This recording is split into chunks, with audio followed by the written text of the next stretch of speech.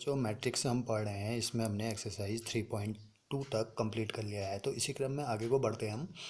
Exercise 3.3 में जाने से पहले कुछ उसके बेसिक कॉन्सेप्ट मैं आपको बताना चाहूँगा। तो इसमें एक डेफिनेशन है आव्यूह का परिवर्त, ट्रांसपोज ऑफ ए मैट्रिक्स। अब ये क्या होता है, किसी आव्यूह की पंक्तियों तथा स्तंभों को अगर आपस में विनिमय कर दे, विनिमय करना मतलब बदल देना, तो जो आव्यूह मिलता है उसे दिए गए आव्यूह का क्या कह देते हैं, परिवर्त आव्यूह या ट्रांसपोज आव्यूह कह देते हैं। सपोज हमारे पास एक आव्यूह है ए, जिसमें ए आई जे टाइप के अवयव हैं और इसका ऑर्डर है m गुणा n, ये इसकी कोटि है। तो अगर हमको ए का परिवर्त निकालना होगा तो उसको हम कैसे दर्शाते हैं, ए लिखेंगे उसके ऊपर डैश लगा देंगे, इसको पढ़ते हैं ए ट्रांसपोज, या कोई कोई राइटर ऐसे भी यूज करते हैं ए के ऊपर टी लिख देते हैं। ए ट्रांसपोज बराबर क्या हो जाएगा, फिर हमने बोला था पंक्तियों और स्तंभों का विनिमय, यानी कि ये पंक्ति है ये कॉलम है, अब ये कॉलम बन जाएगा पंक्ति, पंक्ति बन जाएगी कॉलम, तो ए जे आई हो जाएगा, ये ऑर्डर भी चेंज हो जाएगा, तो एन गुणा कितना हो जाएगा, एम हो जाएगा। एग्जाम्पल से समझते हैं। सपोज एक आव्यूह है हमारे पास ए, 3 3 2 5 2 3, तो इसका ऑर्डर क्या बना, इसमें 2 पंक्ति हैं 3 कॉलम है, तो 2 गुणा 3 बना।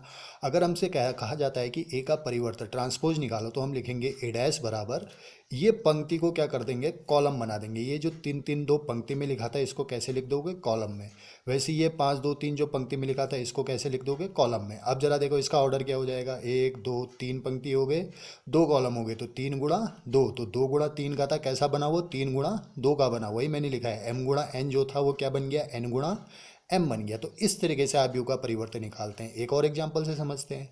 ए बराबर है 1 2 3, तो ए का परिवर्तन यानी कि ए ट्रांसपोज, अब यहाँ क्या है, ये कॉलम है, इस कॉलम को क्या बना देना, पंक्ति बना देना, तो कैसा हो जाएगा 1 2 3 हो जाएगा। ठीक है, बात समझ में आई होगी कि किस तरीके से हम ट्रांसपोज करते हैं। अब इस परिवर्त के कुछ गुणधर्म भी होते हैं। तो पहला गुण है कि किसी आव्यूह के परिवर्त का परिवर्त, ट्रांसपोज का ट्रांसपोज स्वयं वही आव्यूह होता है। मतलब कोई आव्यूह दिया था हमको ए, हमने क्या करा, उसका परिवर्तन निकाला ए ट्रांसपोज, ठीक है।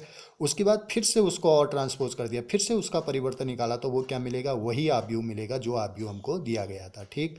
दूसरी प्रॉपर्टी है, अगर ए और बी दो समान कोटि के आव्यूह हैं तो ए प्लस बी, मतलब उन दोनों को जोड़ो, उसके बाद उनका क्या कर दो, ट्रांसपोज कर दो, तो वो किसके बराबर होता है, ए के ट्रांसपोज और बी के ट्रांसपोज के योग के बराबर होता है।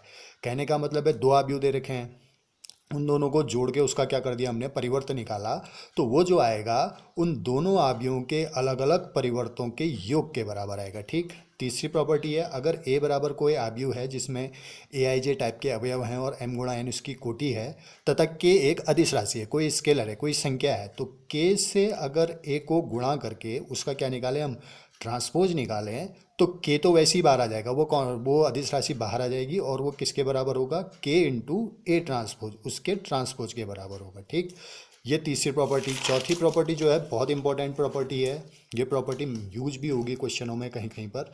ये कह रहा है दो आव्यूहों के गुणनफल का जो परिवर्त आव्यूह होता है, दो आव्यूहों के गुणनफल का, उन आव्यूहों के परिवर्त आव्यूहों के विपरीत क्रम के गुणनफल के बराबर होता है। मतलब क्या हुआ, सपोज हमारे पास दो आव्यूह थे ए और बी, हमने क्या करा, उनको गुणा करा, ए बी निकाला। अब इस ए बी का मैंने क्या कर दिया, ट्रांसपोज कर दिया, परिवर्त निकाल दिया, तो ये किसके बराबर आएगा, ये आएगा बी के परिवर्त के और ए के परिवर्त के गुणनफल के बराबर विपरीत क्रम में। ए बी का होल ट्रांसपोज बराबर, देखो पहले आ रहा है बी का ट्रांसपोज, फिर आ रहा है ए का ट्रांसपोज, यहाँ पर भी गुणा है, ये बी ट्रांसपोज ए ट्रांसपोज के गुणनफल के बराबर में होगा ए बी का होल ट्रांसपोज जो है। तो ये प्रॉपर्टी दिमाग में रखना आपने।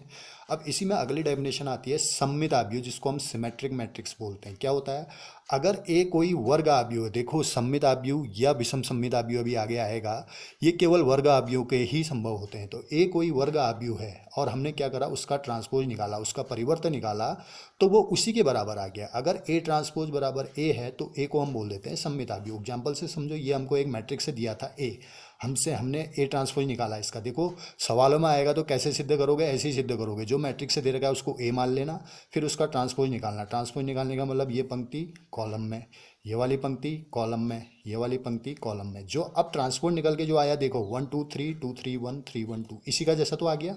तो ए ट्रांसपोज बराबर क्या आ गया, ए आ गया। तो हम बोल देंगे ए क्या है, सममित आव्यूह है। क्वेश्चनों में भी ऐसे ही सॉल्व करोगे, कोई भी मैट्रिक्स से तुमको दिया होगा उसको मान लेना कुछ भी ABC, उसके बाद उसका ट्रांसपोज निकालना, ट्रांसपोज निकाल के अगर वही आ गया तो लिख देना कि दिया गया आव्यूह कैसा आव्यूह है, सममित आव्यूह है। ऐसा ऐसा दिखाना है। विषम सममित आव्यूह क्या होता है, कोई वर्ग आव्यूह ए इस प्रकार का है कि ए ट्रांसपोज तो किया लेकिन वो किसके बराबर आया, -के ए के बराबर आया, तो उसको हम बोल देते हैं विषम सममित आव्यूह। उदाहरण से समझते हैं, जैसे मैंने ले रखा है यहाँ पर, दर्शाइए ए बराबर 0 2 -2 0। ये हमको एक आव्यूह दे रखा है, हमने इसको दिखाना है विषम सममित आव्यूह। तो सबसे पहला काम ट्रांसपोज करेंगे, ये पंक्ति का कॉलम बनेगा, ये पंक्ति का कॉलम बनेगा, ये ऐसा बन गया। अब क्या ये और ये समान है, नहीं है, क्योंकि ये 0 -2 2 0 है, 0 2 -2 0 है। तो क्या कर देते हैं, माइनस कॉमन ले लेते हैं। तो 0 से माइनस कॉमन लोगे, ये तो 0 ही रहेगा, ये -2 का +2, ये +2 का -2 और ये 0 का 0। अब जरा इसको देखो, 0 2 -2 0, 0 2 -2 0, क्या था ये, ए तो था। तो बराबर क्या आ जाएगा, माइनस और ए, यानी कि ए का ट्रांसपोज किया वो किसके बराबर आया, -a के बराबर आया। तो हम बोल देंगे कि ए क्या है, विषम सममित आव्यूह है। तो ये तो थे आपके बेसिक कॉन्सेप्ट इस एक्सरसाइज में जो लगेंगे। अब हम स्टार्ट करते हैं एक्सरसाइज।